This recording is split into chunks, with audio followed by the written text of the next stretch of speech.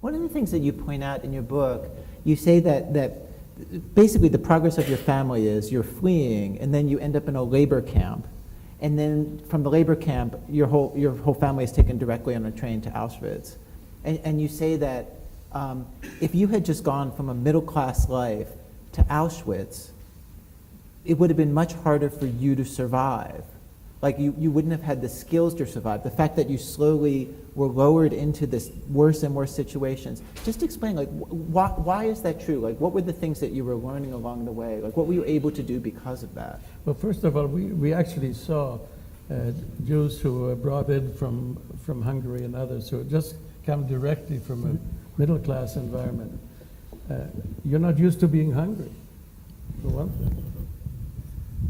You're not used to not being able to wash, not being able to have clothes or anything else, and it's cold, and you can't deal with it.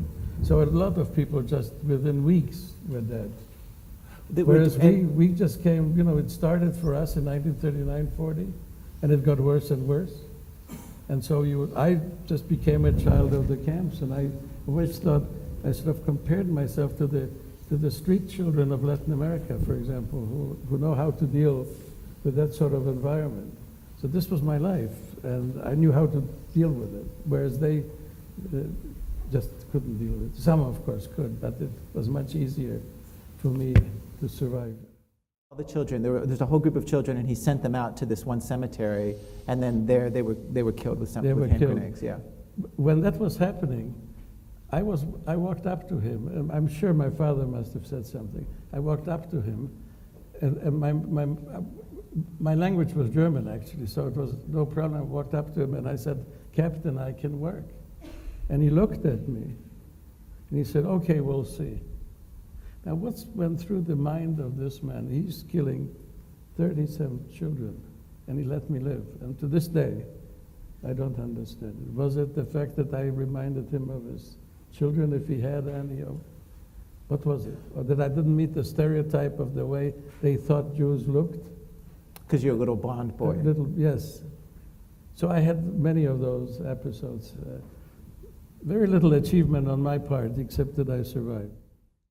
So one thing that is so different about both of your experiences is and I feel it's like a little bit of a strange thing to say, but if you imagine the people who were killing Jews during the Holocaust, it was uniformed soldiers, and so it's people following orders, whereas in Rwanda, like Eugenie, like the sense that those of us who just read about what happened, like the sense that we have is just like, it's just like neighbors picking up machetes and going after their neighbors.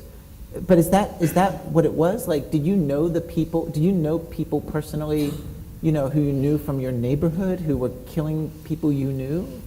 Yeah, the people who came to our house first were the same guys that we took the bus with every morning when we went to work. So they knew us, we knew them. And even where my parents lived at the village, the people who killed them and who killed some of our neighbors were also the folks that I went to school with. I grew up playing soccer with. I mean, and that's what is really crazy about Rwanda, is that it was done by your next door neighbor, the people who actually knew who you were,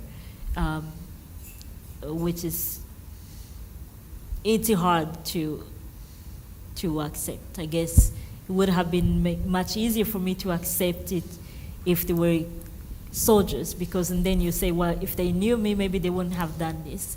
But growing up with people who know you very well, and they're not accusing you of being a bad person, it's just you born in the wrong family, the wrong ethnic affiliation, it's just beyond me. And one of the things that's interesting about the aftermath of this, so Eugenie, I read that when you first came to America to be a student, I don't know if it was in a class or what, but that you discovered that your classmates here just had no idea what had happened in Rwanda. Do I have that right? Yeah, when I left Rwanda, I was saying that, well, I'm not going to tell anyone that I'm actually from Rwanda because I don't want them to think that I might have killed people. So I sat in the classroom the first day and they read the names, and they get to my name, I know it's me, and they can't pronounce my name.